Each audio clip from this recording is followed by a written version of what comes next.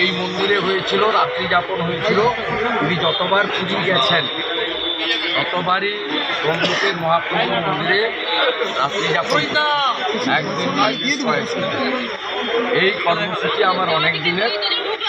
তমলুকের মহাপ্রভু মন্দিরে তারা আমাকে সেবা করার সুযোগ দেন। আমি প্রায় 7-8 বছরেরও বেশি হবে, 10 বছর ধরে এই কর্মসূচির ব্যবস্থা হয়।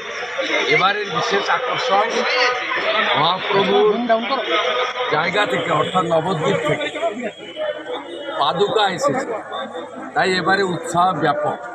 6 কিলোমিটার পথ 10,000 ভক্ত হাঁটল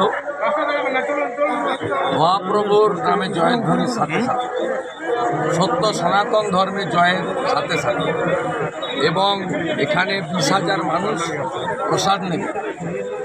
এবং দুদিন, গতকাল থেকে শুরু হওয়া কর্মসূচি আগামীকাল পর্যন্ত চলবে।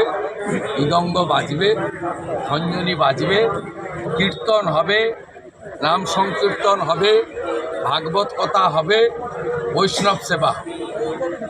দাদা, একটা রাজনৈতিক একটা প্রশ্ন করছি, সেটা হচ্ছে যে সন্দেশখালীতে যেভাবে লাগাতার গণ্ডগোল হলো, কোনো গণ্ডগোল হয়নি। হিন্দুদের উপর আক্রমণ। হিন্দু মায়েরা বোনেরা ভোগ্যপণ্য, লজ্জা রাখার জায়গা নেই। আমরা টিভিতে, ইউটিউবে সিরিয়ার কথা দেখেছিলাম। সন্দেশখালী আমাদের চোখ খুলে দিয়েছে। মায়ের ইজ্জত সম্ভ্রম আগে, 500,000 পরে।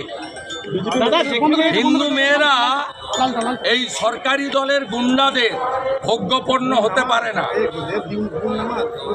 মেয়েরা যে কথা বলছেন, যে অভিজ্ঞতার কথা, গা শিউরে উঠছে ঘৃণাতে।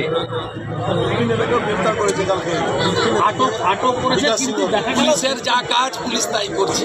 পুলিশের কাজ দলবাজি করা, বেশিক্ষণ এগুলো হবে না। সাধারণ মানুষ তো প্রশ্ন করছে, উত্তম সরকার, শিবু হাজরা, এদেরকে কেন পুলিশ গ্রেফতার করছে না? সাধারণ মানুষ না, সে তো পুলিশ রাজনৈতিক দলের ক্যাডার।